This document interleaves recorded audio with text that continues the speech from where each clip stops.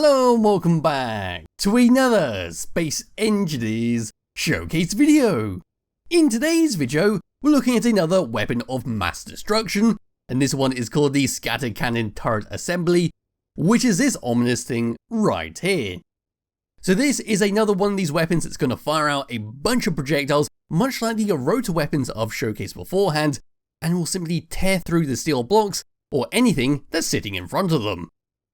Pressing F10 and finding the scatter in the spawn menu, there it is. This thing is 812 large blocks using none of the DLC pack items and no mods. And this is only possible, as it states right here, thanks to the 1x1x1 small grid merge block from the previous update. So we'll give this a thumbs up, we'll have a very quick look at the model of this weapon, then we'll test it out, then I'll fire it over a bunch of ships right there. So what we get when we paste it in is this thing right here. So this has been set up to be able to be placed in a ship into a base, and it will pop up through some hangar bay doors and then be able to target an enemy and you'll fire the gun towards it.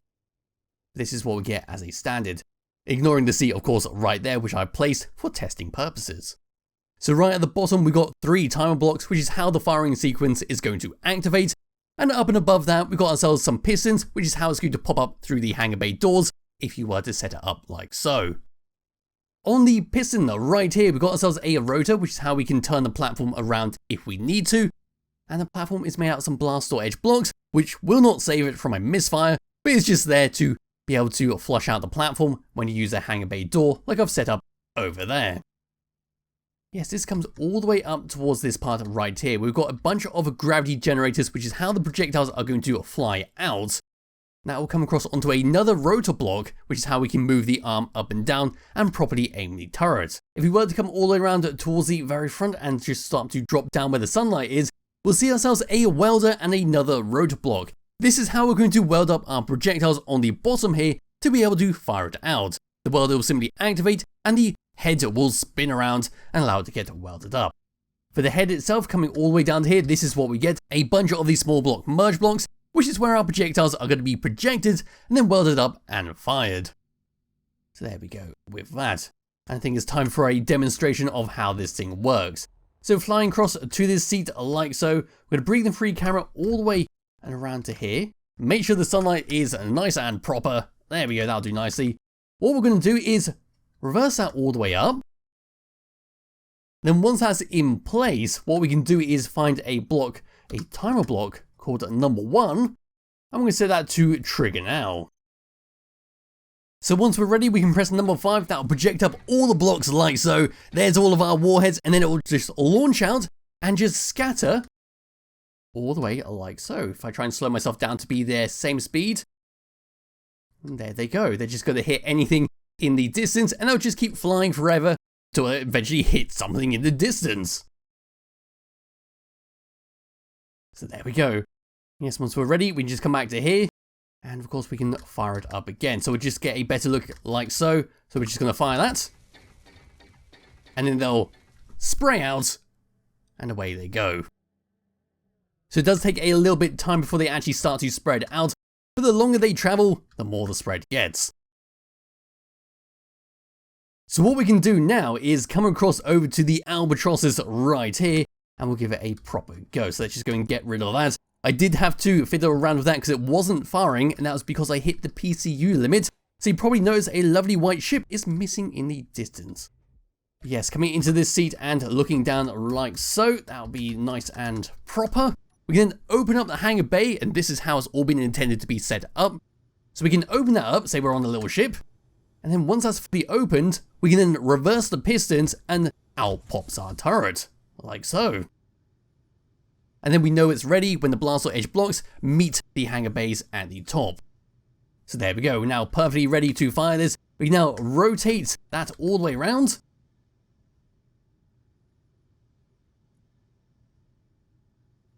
There we go, that's all aimed up. And like before, we can then go and fire it. So here we go, we're now going to start that up.